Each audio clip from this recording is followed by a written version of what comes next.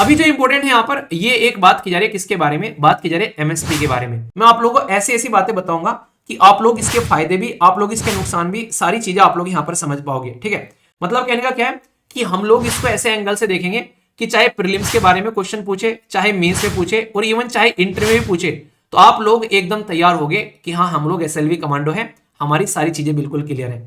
इसके ऊपर already UPSC भी क्वेश्चन आप लोगों से पूछ चुके हैं टाइम टू टाइम, इस पर्टिकुलर मुद्दे से किस तरीके से हमारे देश के अंदर में क्रॉप्स वगैरह को लेकर यहाँ पर ये चीजें प्रोवाइड कराई जाती है।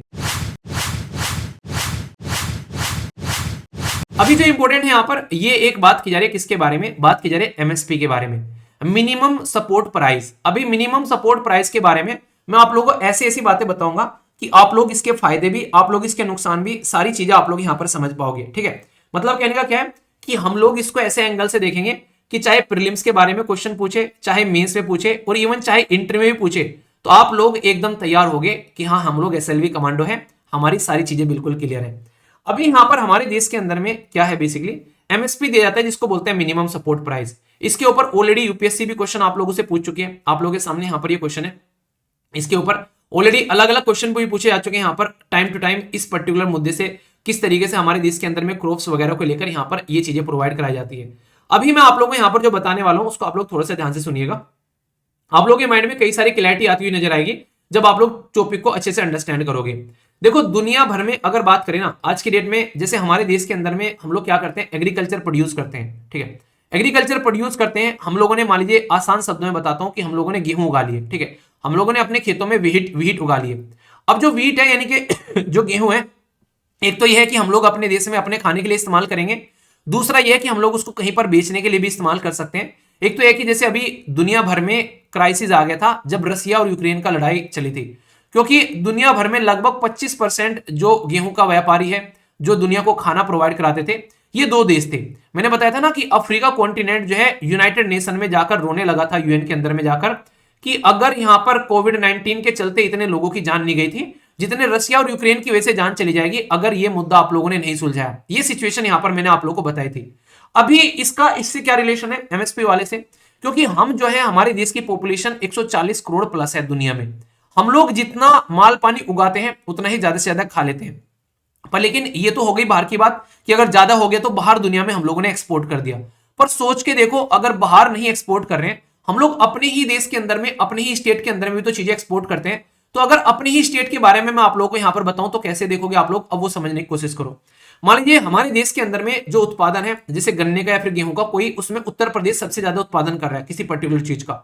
अगर उत्तर प्रदेश के अंदर से वो चीज हम लोग को एक्सपोर्ट करनी है, मध्य प्रदेश के अंदर में जानी है, या फिर वो चीज जो है राजस्थान के अंदर में जानी है, तो समझ में आता है कि यहाँ पर अच्छा खासा है, उसको वहां पर ले जाकर रख दो। ठीक है, पर लेकिन सोच के देखो, अगर यहाँ पर उत्तर प्रदेश के अंदर ही उनकी पूर्ति नहीं हो पा रही है, इतना बड़ा पॉपुलेशन है उत्तर प्रदेश का, तो फिर कैसे काम चलेगा। तो लोकल लेवल पर भी देख सकते हैं आप लोग, इसको इंटरनेशनल लेवल पर भी देख सकते हैं, दोनों ही जगह के साथ में कनेक्ट कर सकते हैं। तो सबसे बड़ी बात क्या आती है निकलकर, अब यहां पर मैं मुद्दे पर आता हूं। ये थी मैंने एक्सपोर्ट के पॉइंट ऑफ से चीजें बताया कि हम लोग कई बार इसकी वजह से हमारे देश के अंदर में एमएसपी को क्रिटिसाइज किया जाता है कि उसको ध्यान में रखते हुए लोग, जो किसान हैं हमारे देश में, वो अपनी फसल उगा रहे हैं जिन पर उनको एमएसपी मिल रही है। तो ये जो एमएसपी मिल रही है क्योंकि वहां पर उसको मार्केट में बेच पा रहे हैं, उसका अच्छे से एक्सपोर्ट हो पा रहा है, चाहे देश के अंदर में हो चाहे बाहर भी आप लोग उसका एक्सपोर्ट कर सकते हैं आसानी से। तो ये एक तरीके की कमर्शियल क्रॉप हो जाती है। यहां पर कमर्शियल क्रॉप मतलब एक ऐसी क्रॉप जो कि आप लोगों को रिवेन्यू जनरेट देती है। जैसे मैंने बताया था कि हमारी जितनी खेती है उसमें से 100% खेती में से लगभग 80 से 90% जो है हम लोग अपने खेतों में गन्ना उगाते हैं। तो गन्ना हमारे लिए कमर्शियल क्रॉप हो गई, गन्ना हमारे लिए एक रोजी रोटी हो गई जिसके बेसिस पर हमारा पूरा साल चलता है। तो मिनिमम सपोर्ट प्राइस जो है यहाँ पर जिस फसल को मिलता है, वो फसल जो है किसानों के लिए कमर्शियल क्रॉप बनती हुई जा रही है। उसको इसलिए उगाया जा रहा है क्योंकि उससे किसानों को फायदा हो रहा है, पैसा मिल रहा है, ना कि इसलिए उगाया जा रहा है यहाँ पर कि वहां पर वो एक तरीके से इन्वायरमेंट के लिए अच्छी है। चावल की खेती पंजाब में 3-3 फसल एक साल में उगाई जा रही है। इसकी वजह से पंजाब में क्राइसिस आ चुका है, आज की डेट में वाटर टेबल को लेकर इतनी नीचे जा चुकी है। ये कंडीशन आप लोगों को यहां पर देखने को मिलेगी। तो यहां पर एमएसपी जो है वो कहीं ना कहीं हमारा जो एग्रीकल्चर सिस्टम है वो इन्वायरमेंट के हिसाब से जैसा वहां पर होना चाहिए उसको डिस्ट्रॉय करती हुई नजर आ रही है। तो या तो तुम अपना एमएसपी चेंज करो या फिर यहां पर लोगों को अवेयर कराओ। तो कहीं ना कहीं ये चीजें समझ के आनी पड़ेगी।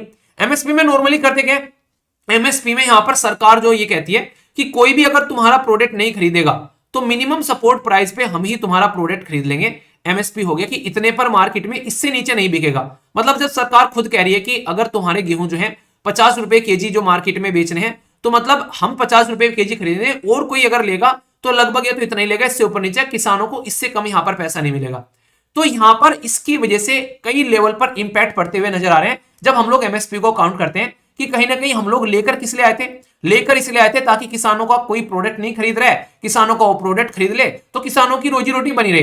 पर लेकिन मुद्दा क्या बन गया, ये एमएसपी जो है कई जगह गले की फांस बन चुकी है आज की डेट में। ये खुद आरटीआई के थ्रू यहां पर बताया गया कि एमएसपी जो है वो किस तरीके से जो कंसर्न का रीजन बन गई है, फार्मर वेलफेयर की जगह ये फार्मर के कंसर्न का भी रीजन बनती जा रही है। क्योंकि जिस खेती में यहां पर जिस पर्टिकुलर एरिया में जो एग्रीकल्चर की जा रही है, एक टाइम ऐसा होगा वो खेती बाड़ी करने के लिए वहां पर रिसोर्सेज ही नहीं रहेंगे, या तो मिट्टी उस लेवल की नहीं बचेगी, इतनी ज्यादा खेती की जा रही है, इतनी ज्यादा वहां पर एक तरीके से फर्टिलाइजर वगैरह इस्तेमाल किया जा रहा है। या फिर आने वाले टाइम में सिचुएशन आप लोगों को देखने को मिलेगी कि वहां पर कहीं ना कहीं जो है वाटर टेबल की प्रॉब्लम आप लोगों के सामने निकल कर आएगी। और अगर उसको हम लोग क्या कर रहे हैं, आप लोगों को मैंने बताया था ना, अगर चावल उगा रहे हैं हम लोग और चावल को एक्सपोर्ट कर रहे हैं, तो 1 किलो चावल उगाने में लगभग 3.5 से लेके 5,000 लीटर पानी का इस्तेमाल किया जा रहा है। तो इससे अंदाजा लगाओ कि हम लोग उसको ले जाकर फिर बाहर भेज दे रहे हैं, तो अपना लोकल एरिया पर क्या इंपैक्ट पड़ के आ रहा है यहाँ पर। तो ये कंसर्न का रीजन बनता जा रहा है। ये खुद अभी बोला गया कि एमएसपी के बारे में कुछ सोचना पड़ेगा, क्योंकि इसकी वजह से बहुत दिक्कतें देखने को मिल रही है। और टाइम टू टाइम यहाँ पर इसके बारे में क्वेश्चन पूछे गए, जैसे कि अभी मैंने बताया क्वेश्चन पूछा गया आप लोगों से, कंसीडर द फॉलोइंग स्टेटमेंट, जो कि commission for agriculture cost and price, इसके बारे में क्वेश्चन पूछा गया।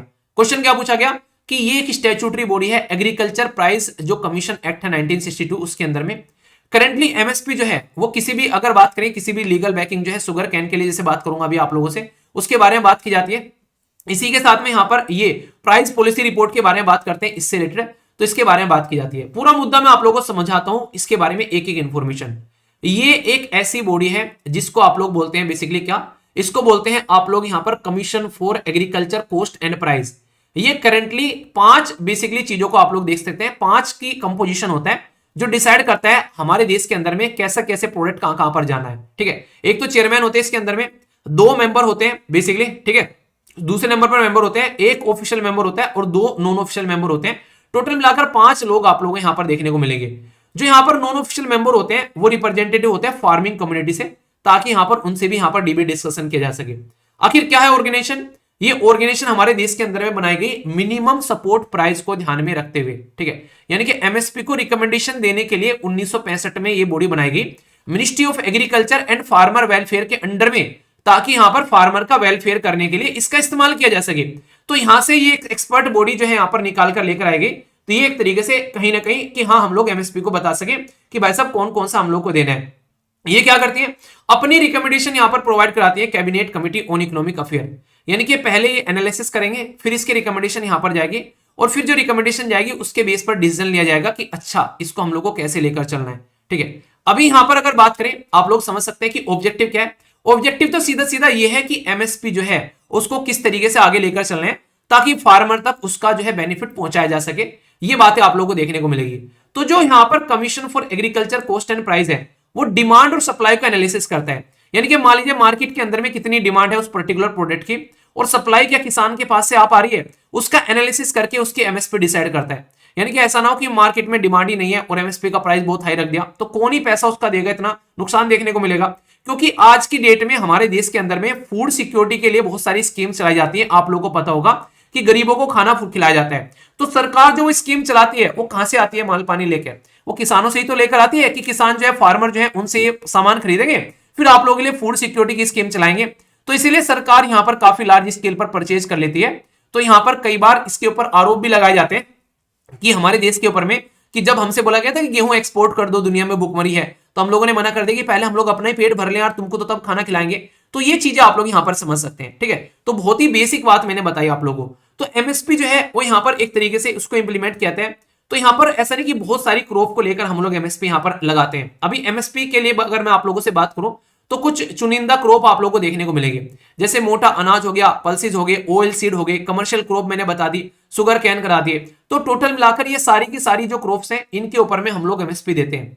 पर लेकिन जो एमएसपी है जिसको मिनिमम सपोर्ट प्राइस आप लोग बोलते हो, मिनिमम सपोर्ट प्राइस, तो एक बात ध्यान रखना यहां पर, इसके अंदर में गन्ने वाला जो एरिया है ना उसको हम लोग अलग तरीके से देखते हैं। उसके लिए हम लोग एफआरपी यूज करते हैं, मतलब फेयर एंड रेम्यूनरेटिव प्राइस। यानी कि बाकी की फसल के लिए हम लोग क्या करते हैं, हम लोग बोलते हैं मिनिमम सपोर्ट प्राइस, पर गन्ने के लिए हम लोग बोलते हैं फेयर एंड रेम्यूनरेटिव प्राइस। इसके बारे में भी थोड़ा सा मैं आप लोग को बता देता हूं, क्योंकि क्वेश्चन पास में पूछे गए। तो यहां तक तो मैंने आप लोगों को बता दिया कि commission for agriculture cost and price कैसे काम करता है। एक एडवाइजरी बॉडी है, एडवाइजरी बाइंडिंग नहीं है सरकार को। इसने बोल दिया कि भाई साहब तुम ऐसे कर लो एमएसपी को, तो सरकार डिसाइड करेगी, क्योंकि आखिरी में तो जवाबदेही सरकार की होनी है ना। तो ये चीज आप लोग यहां पर समझ सकते हो। तो जो फेयर एंड रेम्यूनरेटिव प्राइस है ना दोस्तों, ये एक तरीके से ओनली गन्ने के लिए इस्तेमाल किया जाता है। मतलब जैसे नॉर्मल क्रॉप के लिए आप लोग मिनिमम सपोर्ट प्राइस बोलते हो, ये इसी तरीके से गन्ने के लिए, मतलब समझने के लिए बोल दो, जैसे साइक्लोन है, साइक्लोन बोला जा रहा है कहीं पर उसको टाइफोन बोला जा रहा है, ऑस्ट्रेलिया वाले उसको विली विली बोल रहे हैं। तो क्या हो गया ये मतलब प्रोडक्ट एक ही है, मतलब सिस्टम एक ही है, बस अलग अलग नाम से पुकार दिया। तो एमएसपी को फेयर एंड रेम्यूनरेटिव प्राइस बोल दिया यहां पर। ये इसको गन्ने को अलग से लेकर चले यहां पर। ये क्यों चले, रंगराजन कमेटी थी, ये क्वेश्चन पूछा गया था अभी रिसेंटली कि कौन सी कमेटी के द्वारा फेयर एंड रेम्यूनरेटिव प्राइस जो है वो यहां पर रिकमेंड किया गया था। इसके अंदर थोड़ा सा डिफरेंस आप लोगों को ये देखने को मिलेगा कि जैसे मान लीजिए सेंट्रल गवर्नमेंट ने बोला कि गन्ने का प्राइस जो है वो 300 रुपए 350 रुपए पर क्विंटल के हिसाब से देना है। ठीक है, एक क्विंटल जो गन्ना है उसके लिए यहां पर 350 रुपए देंगे। एक क्विंटल में कितने किलोग्राम होते हैं बताइए जरा, देखता हूं आप में से कौन कौन बताता है। ठीक है क्या बात है 1500 लाइव आ गए, कांग्रेट्स। चलिए कल का आंकड़ा क्रॉस कर दो अब। ठीक है, देखता हूं कल का आंकड़ा आप लोग क्रॉस कर पाते हैं कि आप रेगुलरली अपने आप को डिसिप्लिन में लेकर आना है, अपने आप को अच्छे से। ठीक है, अभी गन्ने का प्राइस जो है सेंट्रल गवर्नमेंट ने रख दिया 350 रुपए, 350 रुपए रख दिया। अब मान लीजिए गन्ने का प्राइस सेंट्रल गवर्नमेंट ने 350 रख दिया, पर गन्ना उत्तर प्रदेश में भी उगाया जाता है, गन्ना महाराष्ट्र में भी उगाया जाता है, गन्ना आप लोगों को बिहार में भी देखने को मिलेगा। अलग अलग रीजन में आप लोग गन्ना उगता हुआ नजर आएगा। अब सेंट्रल गवर्नमेंट ने 350 रुपए बोल दिया, स्टेट गवर्नमेंट क्या बोलती है, मैं 350 नहीं, यूपी बोलती है कि मैं 350 पे 100 रुपए और एक्स्ट्रा रखकर दूंगी, और मैं जो है बेसिकली 450 रुपए दूंगी किसानों को। इस यूपी गवर्नमेंट ने ये बोला। अभी मध्य प्रदेश गवर्नमेंट ने बोला ठीक है तुम 350 पे 400 रुपए दे रहे हो, हम 350 पे हम लोग 150 रुपए और रख कर देंगे हम लोग यहाँ पर। ठीक है, मतलब इन्होंने क्या बोला, तुम 100 दे रहे हो तो हम लोग 150 रख के दे देंगे भाई साहब। तो यहाँ पर क्या हो गया, इनका हो गया 500। ठीक है, तो इसी तरीके से मान लीजिए बिहार है, उसने भी यहाँ पर कुछ ऐड कर दिया है, फिर कुछ कम कर दिया। बिहार ने बोला हम तो बस 50 रुपए देंगे भाई साहब एक्स्ट्रा करने वालों को। ठीक है, तो यहाँ पर कैसे हो गया, 400 रुपए हो गया। तो यहाँ पर ये क्वेश्चन पूछा गया रिसेंटली अभी यहाँ पर एग्जाम के अंदर में, एक स्टेट पीसीएस के अंदर में, कि फेयर एंड रेम्यूनरेटिव प्राइस जो होता है वो ज्यादा होता है या फिर स्टेट एडवाइस जो यहां पर प्राइस होता है वो ज्यादा होता है, मतलब दोनों में से कौन सा ज्यादा होता है। तो लोगों को कैसे सोचते हैं, सोचने वाले ऐसे सोचते हैं कि अरे हाँ ठीक है सेंट्रल गवर्नमेंट ज्यादा दे रही होगी, सेंट्रल गवर्नमेंट वाला ज्यादा होगा, स्टेट गवर्नमेंट वाला कम होगा। पर लेकिन ये यहाँ पर एक तरीके से ये उल्लूपंती की बात यहाँ पर ये हो जा रही है कि उसको कॉन्सेप्ट ही नहीं पता है जो ऐसा सोच रहा होगा। उसको ये नहीं पता है कि सेंट्रल गवर्नमेंट के ऊपर में एक्स्ट्रा पेमेंट की जाती है स्टेट के द्वारा, उसके बाद में स्टेट एडवाइस प्राइस निकल कर आता है।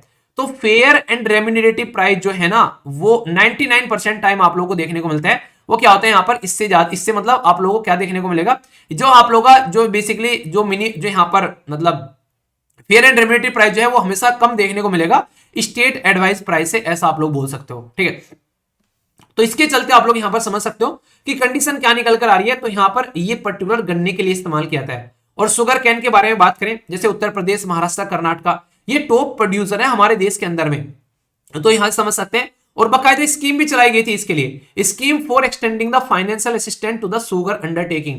मैंने बताया था ना कि किसान जो है वो गन्ना खेतों में उगा लेते हैं शुगर कैन, पर दिक्कत क्या देखने को मिलती है, उनका प्राइस उनको नहीं मिल पाता है। सेलिब्रेट करते हैं जब उनको उनका प्राइस मिलता है, ऐसी सिचुएशन आप लोग यहां पर समझ सकते हैं। तो बहुत ही ज्यादा खतरनाक है यहाँ पर, इसको आप लोग याद रखिएगा। एक क्विंटल में कोई तो 100 किलोग्राम बोल रहा है, कोई 1000 किलोग्राम बोल रहा है। ठीक है, क्या बोल रहे हो अपना डिसाइड कर लो एक बार क्या है।